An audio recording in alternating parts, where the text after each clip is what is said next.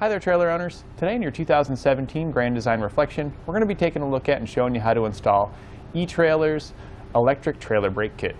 And this is what your brake assembly is going to look like once you've got it installed.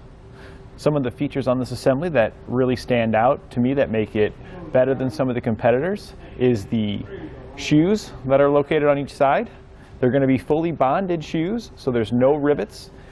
Some of the other shoe manufacturers out there will place rivets that hold the friction material on, and the problem with the rivets, it does hold the pads on very nicely, but when your shoes wear down, eventually the material is going to wear down into the rivets, which can then dig into your drum assembly and destroy the entire drum assembly. With the bonded pads here, the material will wear down, and it'll have to get all the way down to the metal here before that would happen, so you get more pad life with a bonded pad than you would with a riveted pad, since the rivets are going to poke through and there's still going to be friction material left that you're not going to be able to use due to those rivets digging into your drum assembly. The backing plate that comes included with it is going to be powder coated to prevent against rust and corrosion, and these assemblies are also going to be self-adjusting. If we look here, this cable will go down to our adjuster mechanism here on the star wheel. And so whenever we go to back up, it will cause the mechanism here to move and adjust the brakes outward. Now this is not entirely the way you want to adjust it. Once we've got our assemblies installed, you do want to do a first time adjustment where you adjust it just initially, and then from there on out, these self-adjusters should take care of those adjustments. A lot of people will install these though and think that it will adjust itself appropriately the first time, which eventually it will, but since it only adjusts when you're backing up, you would have to do many backup and brake stops for this to adjust it appropriately. So it's much better to just adjust it that first time and know you got it right, rather than waiting for the self-adjuster to bring it up to where it needs to be. But once you've got it set up that first time, the auto adjuster will take care of the rest, and you won't have to adjust them again for the rest of the life of the pads. This replacement electric brake assembly is designed to work with 5,200, 6,000 or 7,000 pound axles with a 12 by 2 inch drum. They use a 5-bolt pattern, which is commonly found on these axle and drum sizes. You also find commonly in this size that your wheels will be 14.5, 15, 16 or 16.5 inches. We'll begin our installation by lifting our trailer up and supporting it with jack stands and then taking the wheel off. You can lift it up with your floor jack, and you can use your impact, if you've got one, to take the wheels off. If you don't have an impact, you'll want to make sure you crack all the nuts loose first before you lift it up. Now with our wheel out of the way, we can take a rubber mallet or a dead blow and gently tap on this. We're not trying to take it all the way off with the hammer, just to get it to come out a little bit so we can get our screwdriver behind it. So we're just kind of, there we go, we got it to pop just a little bit. And then our flat-bladed screwdriver now will fit down that little spot, and we can go ahead and pry it out. I also recommend that you got a rag set up somewhere, because all of these components are going to have a lot of grease on them, and it'll just help minimize the mess. Once we get the cover off, we can remove the cotter pin beneath it. You'll want to bend the cotter pin straight again, and then you can just push it out of there.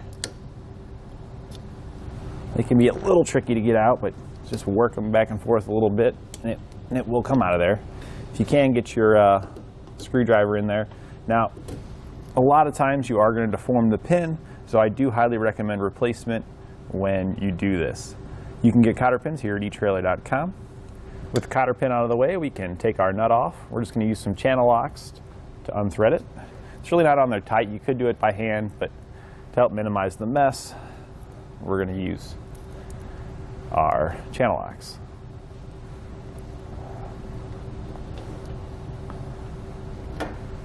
Set that aside, and we can then slide our hub assembly off. Now you want to check it first, see if you can. If it gets stuck just like this one did here, you'll have to go underneath and loosen up your brake pads in order for it to slide off. There's covers located on the back of your assemblies. You just want to pop those off with your screwdriver.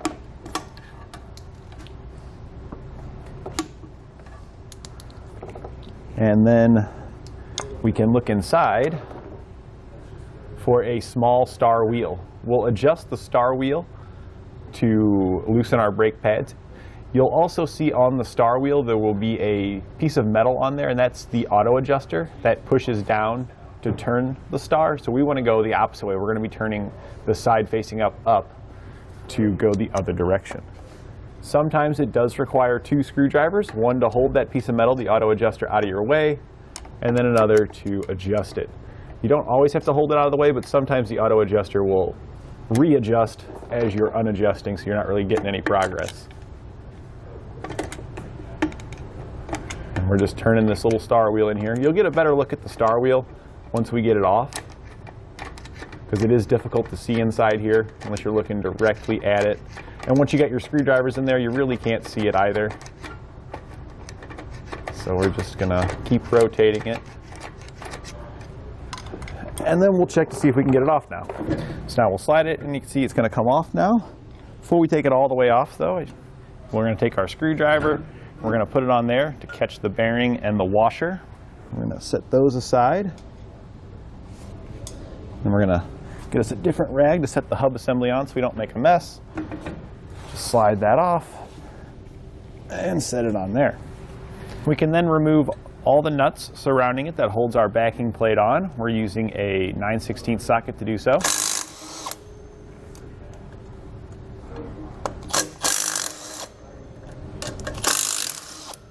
Now before we slide our assembly off, we do have to cut the wires that are connected to it. So we're just gonna bring them out and snip those.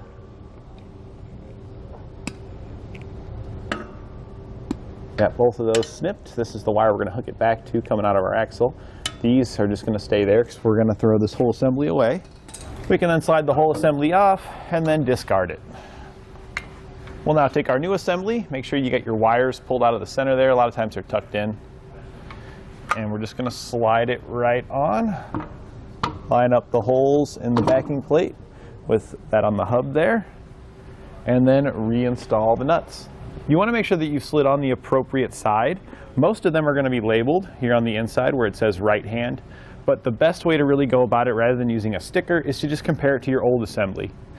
The cable on this side goes towards the rear, just like our old assembly did, it was towards the rear. If we look at our other side, it's going to angle off towards this way because it's supposed to be on the other side, so it will angle towards the rear when on the other side. So we know we got the right side. Go ahead and reinstall your nuts. We can then go back and tighten them down. I like to do it in a cross pattern to ensure that it tightens evenly.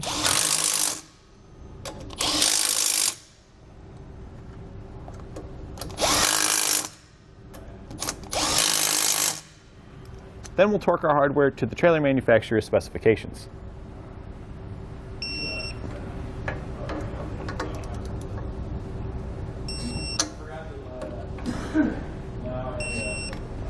We can then reattach our wires now. We're going to be using heat shrink butt connectors to attach it. If you need some, you can get some at etrailer.Com here. We're going to start by just putting one on each of the wires coming off of our brake assembly. And it really doesn't matter which one you hook these up to. As long as it gets power and ground, the brake hub doesn't really care which one is the power wire and which one is the ground wire. So we only have 2 wires that go to this, so we're just going to hook those up to either one of those. So we're going to strip each of our old wires back now.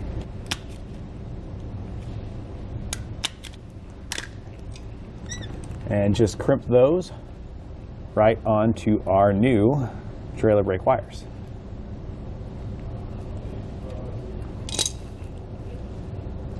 Okay, then we can use our heat gun to shrink down the butt connectors.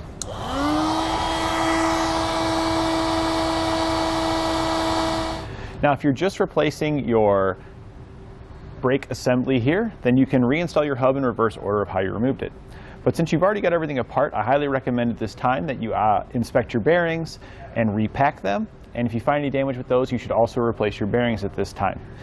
Now, if you do need bearings and a hub, I highly recommend purchasing one of our kits here at etrailer.com to supplement your electric brake install.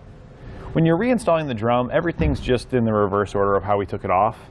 But once we get the nut on here, before we put our cotter pin back in, we do have to adjust our bearing pressure. Now, what I usually do when doing this is I will put it all the way tight first, just to ensure that the bearing is fully seated. So I'm spinning the hub, and I'm tightening it all the way down with my champ box. Now that I've got it all the way tightened down, I want to back it back off, because that's going to be too tight. But that just ensures that we are fully seated. So we're going to back it off until it feels loose, and then we're just going to come up until it snugs up against it. And then we want to check our holes here, and if we need to make small adjustments to our nut to allow our cotter pin to go back into place.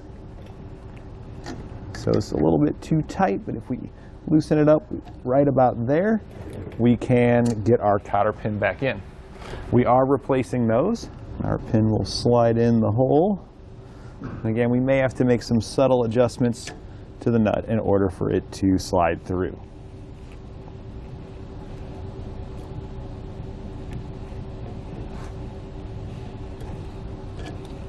Once we've got it slid through, we're going to do just like our old one was and just bend both of the legs up to ensure that it can't come back out. Then we can just finish reinstalling our cap. When going back on, I just tap it with the mallet a little bit, just gently all the way around, working it into place. At this point now, we can adjust our brake assembly.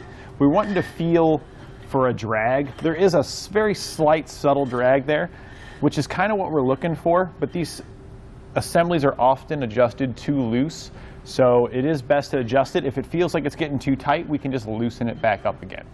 We're going to take the covers off just like we did when we loosened the old assembly up.